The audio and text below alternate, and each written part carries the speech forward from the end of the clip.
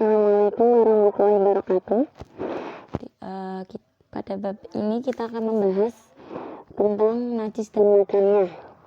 Najis berasal dari bahasa Arab, yaitu najasah, yang secara etimologi berarti kotoran, dan secara terminologi berarti kotoran yang mencegah sahnya sholat sekiranya tidak ada keringanan. Jadi ketika kita mau sholat kok ada najisnya, ketika kita sholat kok ada najisnya, ya sholatnya batal, tidak ada keringanan atau tidak ada rukhsah.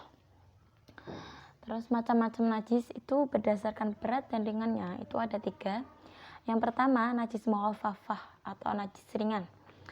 Najis mukhafafah itu contohnya air kencing bayi laki-laki yang belum berumur 2 tahun dan juga belum memakan apa-apa selain susu ibunya.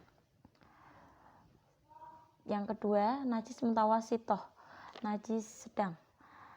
Najis ini dibedakan menjadi 2, yaitu najis hukmiyah dan najis ainiyah. Najis hukmiyah sendiri itu najis yang bau, warna dan rasanya itu tidak nyata atau salah satunya itu tidak tampak, seperti air kencing yang sudah kering. Itu kan ada baunya tetapi tidak ada warnanya. Terus najis ainiyah. Najis ainiyah ini zat bau, rasa dan warnanya tampak seperti darah. Tampak merah, ada bau darah, ada rasa. Terus yang ketiga ada najis mughalladah, najis berat. Contohnya najis anjing dan babi. Dan sesuatu yang lahir dari keduanya atau salah satu darinya. Bagaimana cara mensucikannya? Cara mensucikan najis yaitu yang pertama, najis mukhafafah. Cukup memercikan air pada sesuatu yang terkena najis dengan air yang cukup. Berarti di sini perlu dipahami memercikan, tidak perlu mengalirkan. Cukup diciprati saja. Yang kedua, najis mutawasitoh. Karena ada 2, najis hukmiyah, mensucikannya dengan mengalirkan air pada benda yang terkena najis. Untuk najis ainiyah itu mensucikannya dengan menyiramkan air hingga hilang zat bau, warna dan rasa. Namun ketika najis ainiyah ini salah satu sifatnya tadi tidak bisa dihilangkan seperti darah, warna darah yang susah, contohnya darah haid yang susah dihilangkan, maka boleh menggunakan sabun. Namun jika sudah menggunakan sabun tetapi belum juga hilang, maka najis tersebut dihukumi suci, tetapi sudah ada ikhtiar ya untuk menghilangkannya. Yang ketiga, najis mughalladah, dengan membasuh najis dengan air sebanyak 7 kali dan salah satunya menggunakan debu, baik di awal ataupun di akhir. Terus najis yang menjadi suci ada 3. Khomer, ketika berubah menjadi cuka.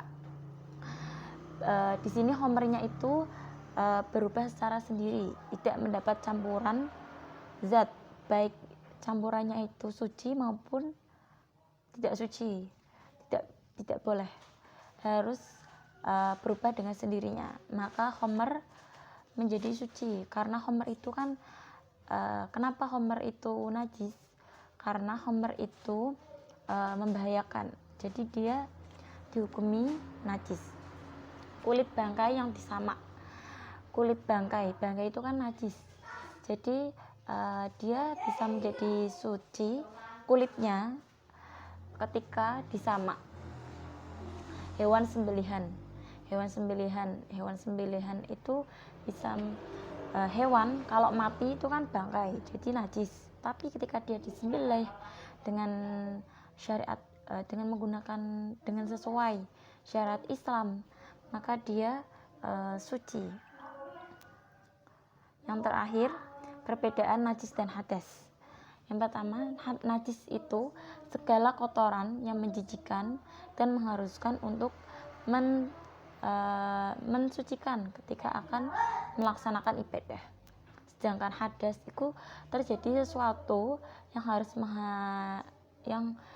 mengharuskan seseorang bersuci atau membersihkan diri sehingga sah untuk melaksanakan ibadah. Jadi kalau najis itu kotoran, dia itu lebih kotoran. Tapi ada juga najis yang tidak kotoran. Kalau hadas itu peristiwa, lebih ke peristiwa. Hadas kecil, hadas besar. Contoh dari najis itu air kencing, kotoran hewan maupun manusia, darah, air liur anjing dan sebagainya. Contoh dari hadas, buang angin, haid, nifas. Cara mensucikan najis dengan membuang najis itu dari tempatnya sesuai berat ringannya. Terus kalau hadas, cara mensucikannya dengan mandi, bertayamum, atau wudhu. Sekian, terima kasih. Wassalamualaikum warahmatullahi wabarakatuh.